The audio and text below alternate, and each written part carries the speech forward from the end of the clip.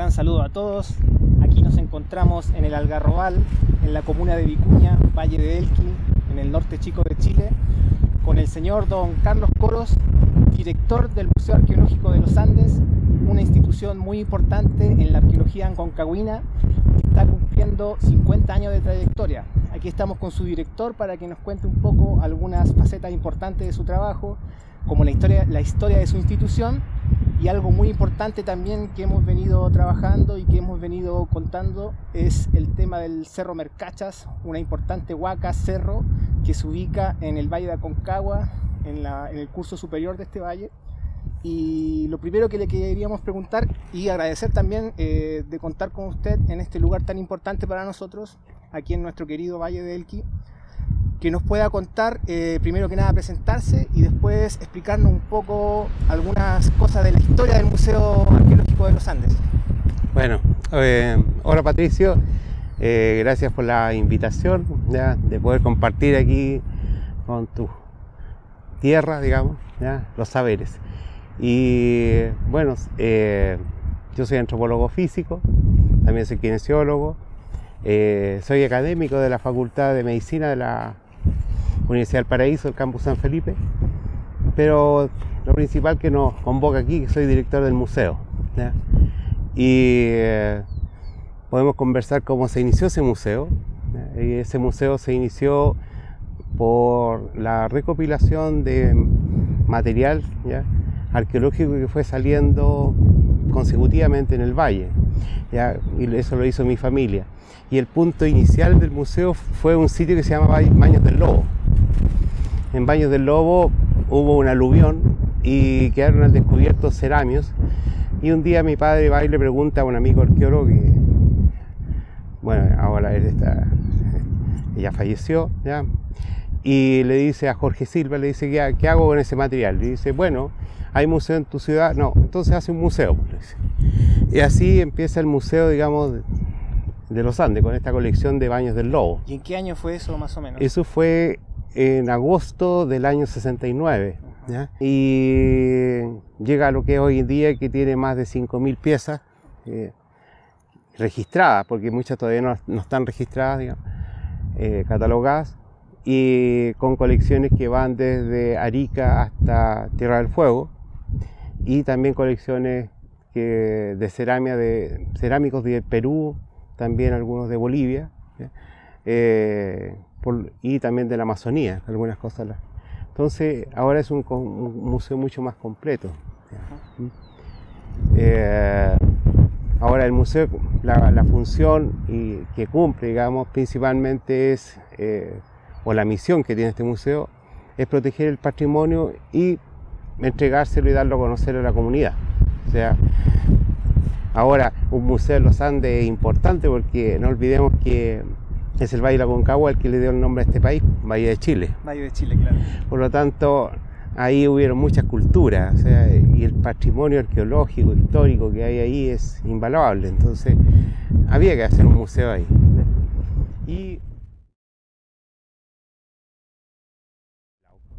Y por lo tanto nosotros sabemos que ya Chile ya fue habitada hace más de 16.000 años.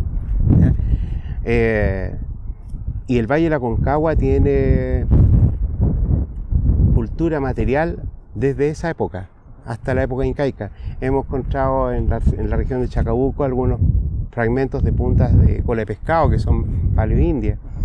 Estuvimos trabajando fuertemente un sitio arcaico y ese sitio teníamos nosotros cultura material desde el paleoindio hasta el arcaico tardío, y con funebria, con sitios de producción lítica, fantástico.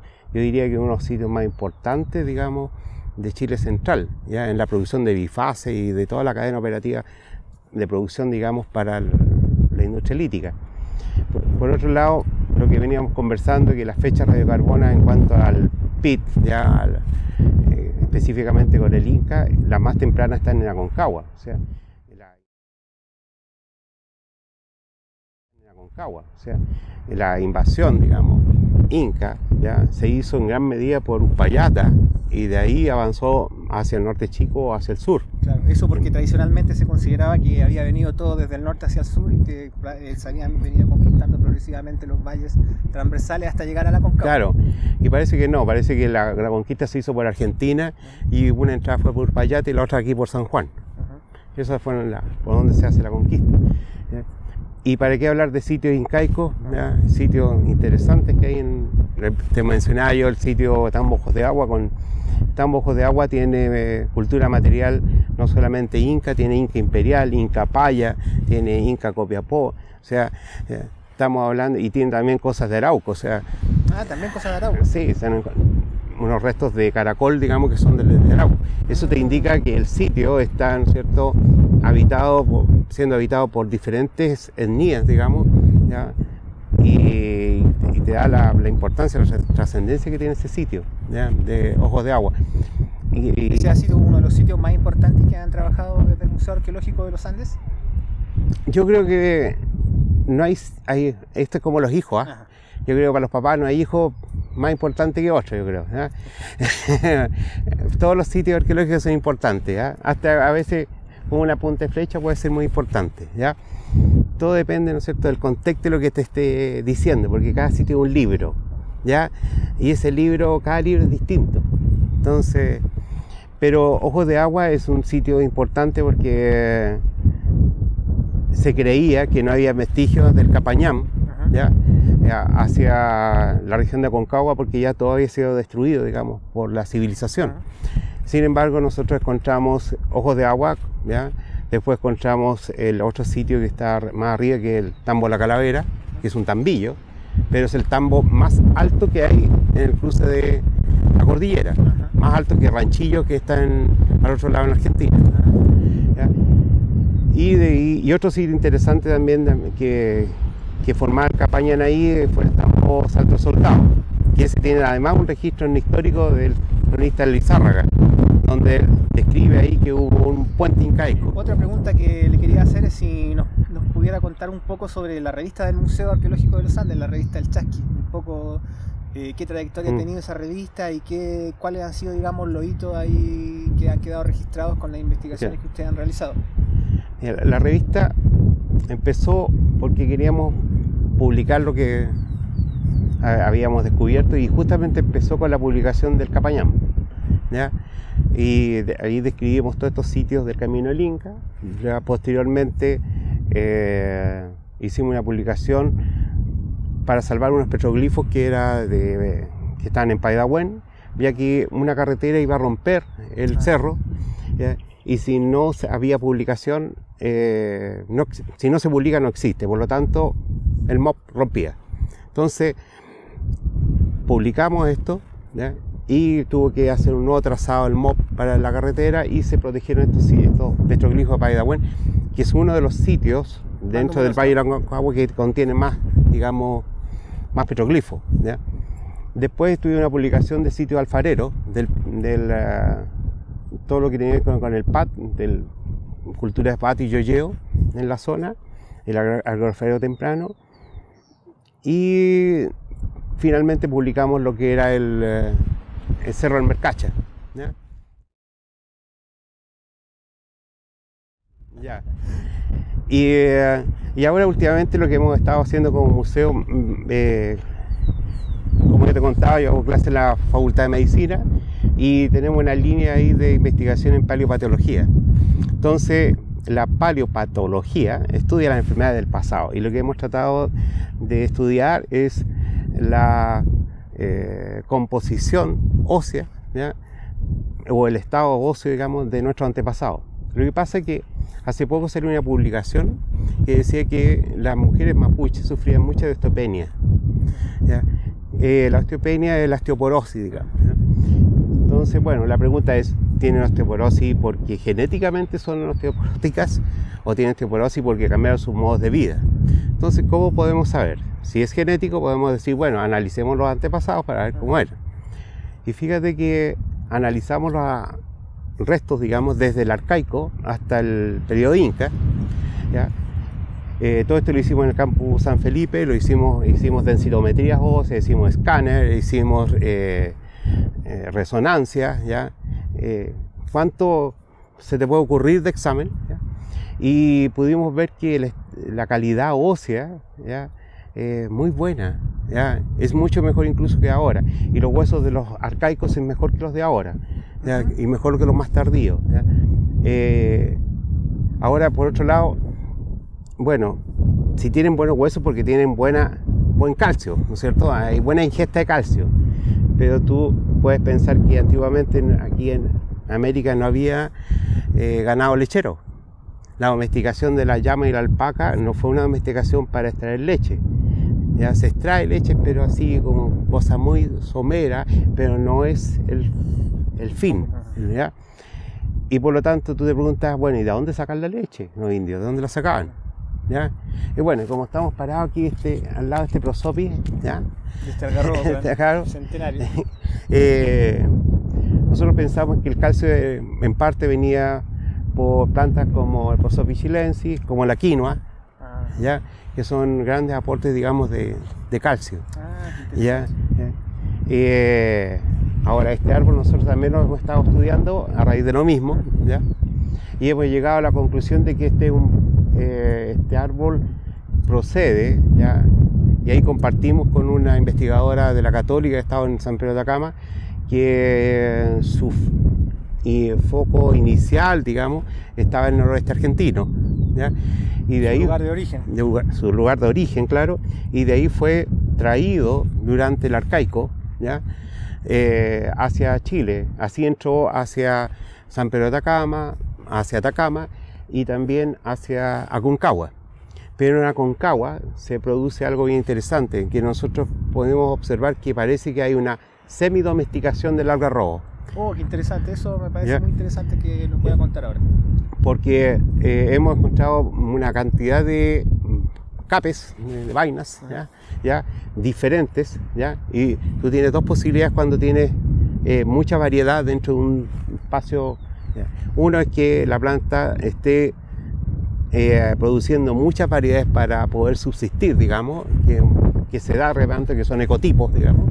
Y la otra posibilidad es que haya domesticación, en que tú estás separando ciertas especies porque tienen ciertas características.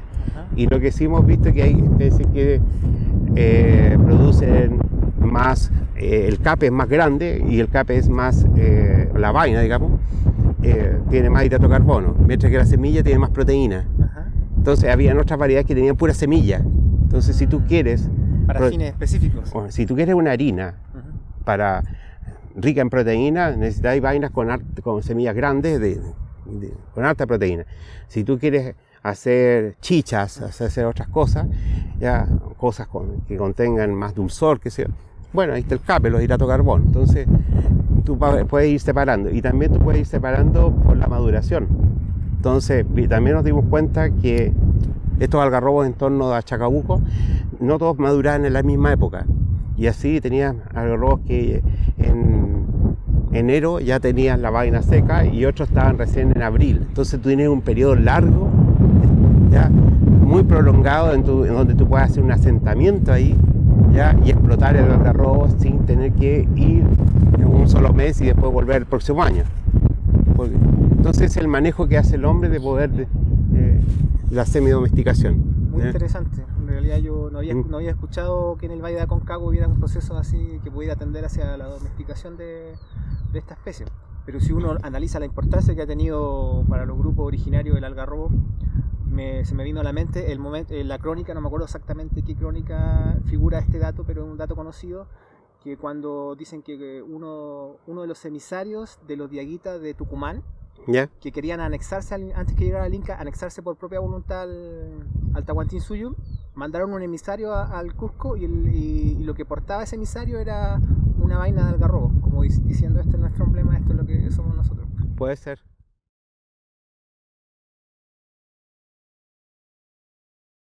Pasamos a un momento central de esta entrevista, que es conversar sobre un trabajo que aquí don Carlos, que está presente, ha sido el autor. Este trabajo se denomina El fuerte de Michimalongo y la batalla contra Pedro de Valdivia. Esto fue escrito en la revista El Chasqui. qué año es esta publicación? 2001, por ahí. 2001. Claro.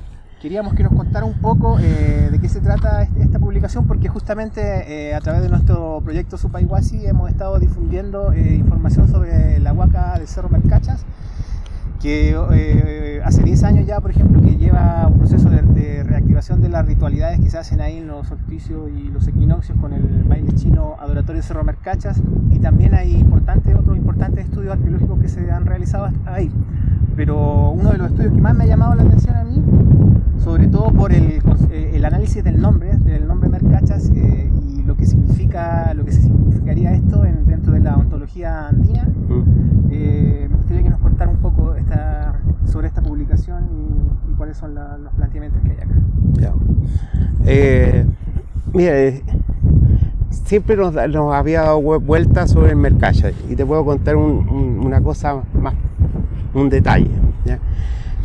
Debe haber sido por allá por el año 68 que mi padre subió ese cerro y encontró esas estructuras, ¿ya? Y cuando encontró esas estructuras, ¿ya? Bueno, al año después inicia el museo, digamos. Fue el año 68, el año previo, un año antes que... Claro, que se fundara. fue por ahí más o menos, ¿ya? La cosa es que le llama la atención esta estructura, y después él viaja a Estados Unidos, ¿ya? Y con la persona que ha ido a Estados Unidos, ¿ya? Esta persona va y da a conocer este sitio mientras mi padre está en Estados Unidos, ¿ya? Entonces, y de ahí lo publica Sanguinetti, ¿ya? Norma Sanguinetti, ¿ya? Y cuando llega ya estaba publicado, ¿ya? Pero ya desde esa época mi padre siempre nos llamaba la atención el sitio, ¿ya? Por muchas razones, porque no estábamos de acuerdo con lo que había escrito Carlos Keller sobre la batalla de Michimalongo. Ya. Porque Michimalongo, Carlos Keller, ya una persona muy ilustrada, y simplemente yo no discrepábamos solamente en ese aspecto, digamos, que este es una persona para nosotros bastante importante entre la historia. Don Carlos Keller fue grande, ¿no es cierto? Tradujo a Pepin, hizo otros estudios aparte, ¿ya? Pero en ese punto, ¿ya? De situar la batalla de Michimalongo en el Cerro Lají, o Cerro Teucalán, ya no nos calzaba. Y más aún cuando después sale publicada por esos mismos años la crónica de Vivar, ¿ya? Que tampoco se conocía, ¿ya? Entonces sale la edición facsimilar y tú lees la crónica de Vivar y lees a Vivar y tú dices, Vivar está escribiendo otra cosa. Y de ahí sale que nosotros nos fijemos, ¿ya? En este sitio que es el Cerro Mercachas, ¿ya? Y que ese debe haber sido el lugar donde estaba Michimalongo y donde se produjo, digamos, el descuento con Pedro Valdivia, ¿ya? Y después tú vas empezando a leer probanzas de mérito y otras crónicas y otros documentos de archivo, y vas llegando todo va convergiendo, ¿ya? Al mismo lugar. Y el otro problema que también había, ¿y por qué el nombre tenía? ¿Qué significaba? De hecho, la misma Norma Sanguinetti cuando lo publica, ella dice que agotó todo por saber y no sabía qué quería decir. Solamente decía, puede ser derivar de la palabra marca, que significa ciudad, algo fortificado, ¿ya? Pero leyendo a los estipadores de idolatría, como Villagómez, como José Pablo de Arriaga, ¿ya? Ahí tú te empiezas a encontrar con que ellos ya le prohíben a la gente ya que tengan estos marcas characos, estos marcachas, ¿ya? Figuran como hitos, digamos, o elementos que son perseguidos por la Iglesia Católica, ¿ya? Entonces que tienen que ser destruidos porque es idolatría, ¿ya? Y no solamente ahí, sino que también empieza a encontrar en el Padre Cobo, me parece, ya, la verdad, mi memoria no me acuerdo bien, pero ¿ya? Y han pasado 20 años ya desde la publicación. Claro, no tengo tan buena memoria. Entonces, pero sí me acuerdo que José Pablo de Arriaga y Villagómez son dos estipadores que aparecen. Y empezamos a buscar la palabra también en el diccionario de Holguín, de la gramática quechua, ¿ya? Y llegamos a que la palabra derivaba de marcacha, Marcacha o Marcaparac, que significa el abogado del pueblo o el que protege el pueblo, ¿ya?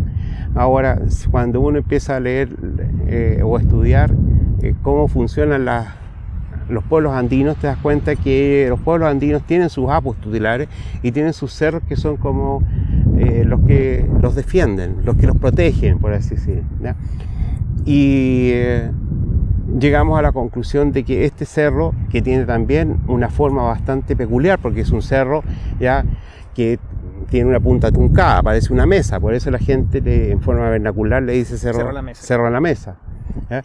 Entonces es un cerro que llama la atención desde cualquier punto del Valle de Aconcagua, tú lo ves, ¿ya? Y dice un cerro distinto, ¿ya? Y lo distinto también le llama la atención, ¿ya?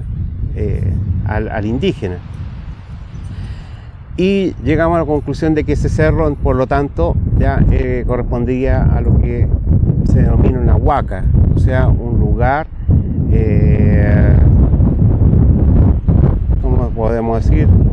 La casa de un ancestro primigenio, ¿no? Claro, un lugar sagrado, ¿ya? Pero ese lugar sagrado también es un lugar protector, es un lugar especial para la comunidad, ¿ya? Lo interesante es que este trabajo o el abrir a pensar que podían haber existido también huacas, ¿ya? Te hace, ¿cómo se llama? Hizo que muchos arqueólogos también empezaran a buscar huacas en la zona, ¿ya? Ahora, hay un dato interesante que nosotros no lo mencionamos ahí, pero porque no se había publicado todavía, la visita del padre Omansoro. Ajá. Y la visita que hace en el año 1640, ¿ya? Él dice, exactamente igual que los trepadores de la tierra del Perú, vamos a destruir las huacas que tienen estos indios cuando él pasa desde Aconcagua hacia la Ligua. Entonces ya hay un dato que está diciendo que los indios tenían sus huacas realmente en Aconcagua. Y no olvidemos que en las mensuras de Ginés del Lillo, ¿ya? Hay también un dato, porque cuando hacen las mensuras y parten de Huachuraba hacia el norte, dicen, y estos terrenos que le van a pertenecer a tal persona, ¿ya? Van a deslindar hasta con el Cerro de la Huaca, ¿ya? Y esa huaca también es descrita por Rosales, me parece, ¿ya? Que cuando llega al Magro se topa con una huaca ahí en Colina. Entonces, había los antecedentes de huacas en Chile Central. Sí.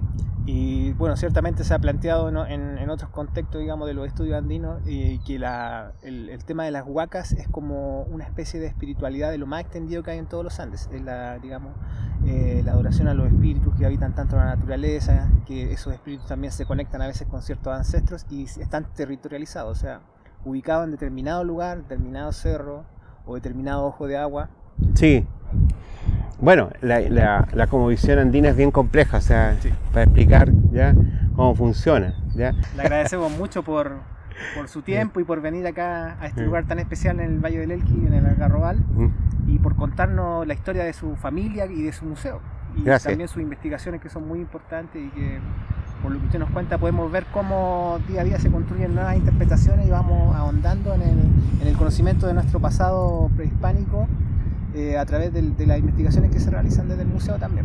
Muy agradecido por su visita. No, pues gracias a ti, Patricio. Ya, y a ver si vas un día para allá y vamos a ver unos sitios interesantes. Encantado, ya estaremos ya con... Y dime, ¿qué mejor estar en el Valle de Elqui, ¿no es cierto?